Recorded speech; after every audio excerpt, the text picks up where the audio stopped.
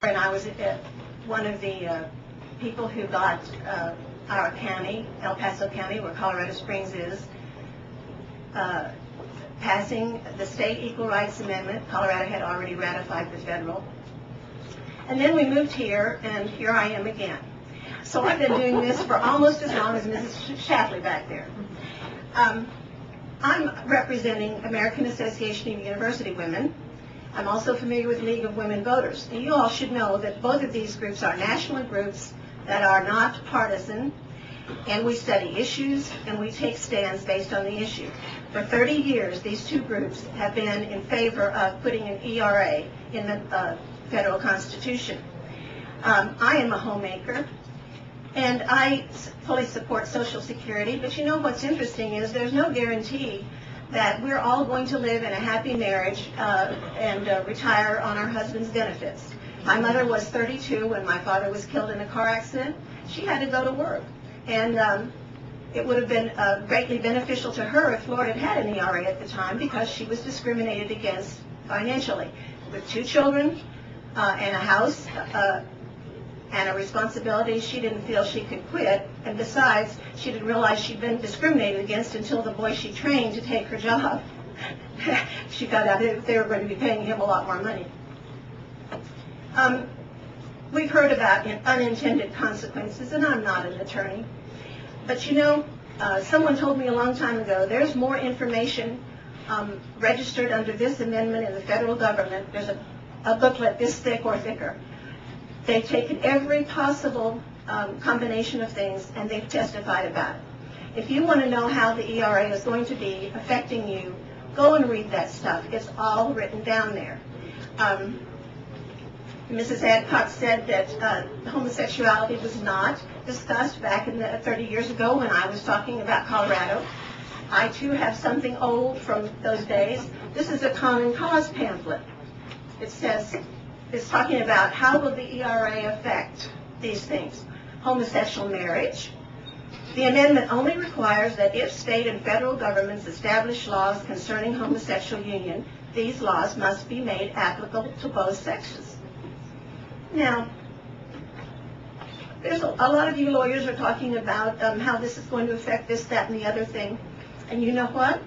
I say put it in the Constitution, and then you'll have lots of work to do figuring out how it's all going to be shaken out.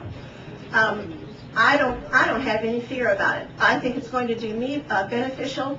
And as I was driving home from here last night, I happened to be listening to the radio, and they talked about 1.5 million women who were suing Walmart in a class action suit because they had not been paid and had not been promoted properly. Now, I suggest to you folks that this is 1.5 million reasons why we need ERA in the Constitution. It will make it a suspect classification like race. It will be up to the people who discriminate to prove that they are not discriminating, rather than us poor individual women to have to prove that we have been discriminated against. Now, probably you've all lived happy lives, and you don't know anyone who's had sexual discrimination. I do. And we need this amendment in our Constitution. I thank you very much for this opportunity to talk to you about it.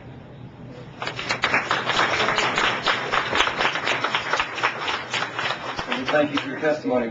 Moving down the list to speak against the resolution is Marina Laney.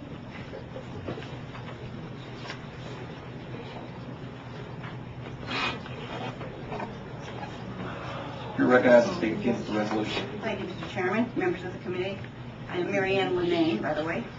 I represent the Catholic Diocese of Little Rock, which is the entire state of Arkansas.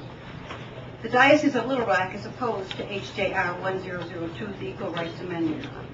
When ERA was reintroduced in Congress in 1983 in a failed attempt to have Congress revisit it, an ad hoc interdisciplinary committee chaired by Archbishop John May of St. Louis, Vice President of the NCCB, National Congress of Catholic Bishops, was appointed to study the implications of the ERA because of concerns that had been raised about serious moral problems with the amendment.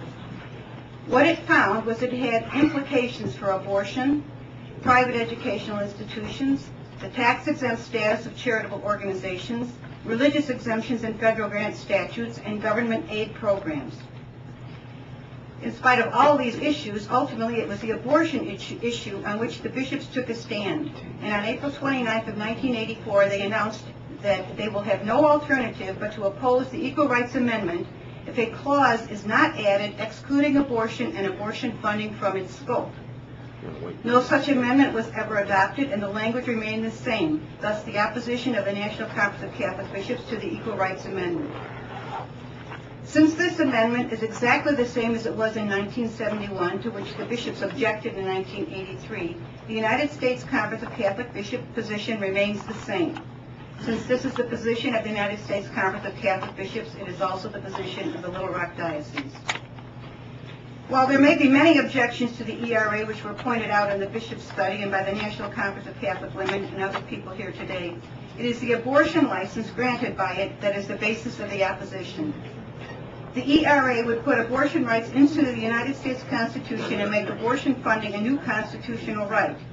In a response to the claims by its promoters that ERA would not affect abortion, Douglas Johnson of the National Right to Life Committee pointed out in an editorial why this is not the case. It would seriously affect any attempt to regulate abortion, as pointed out in the case that we've talked about many times here today, involving the state of New Mexico, which has an ERA virtually identical to the proposed constitutional amendment. In a culture in which women in America enjoy unprecedented opportunities, the only reason for the ERA is to enshrine abortion in the Constitution, a sure sign that promoters of abortion are aware of the fragility of their legal standing with Roe v. Wade. On behalf of the Diocese of Little Rock and the Catholic population of Arkansas, I urge you to vote no on HJR. And I would just like to take this brief opportunity while I have this to speak not for the diocese, but as an individual, as Mary Ann Linane, a citizen of Arkansas. There's too much at risk here to allow this to go forward and let the courts sort it out. We've all been very disappointed in a lot of court decisions, and I don't think that's where we want to see this play out. There's just too much at risk to pass a good bill that will make some people feel good about themselves. I don't want it passed for me. I already feel good about myself. I like where I am. I like who I am. I like the freedoms that I enjoy in this country. I think they're certainly adequate.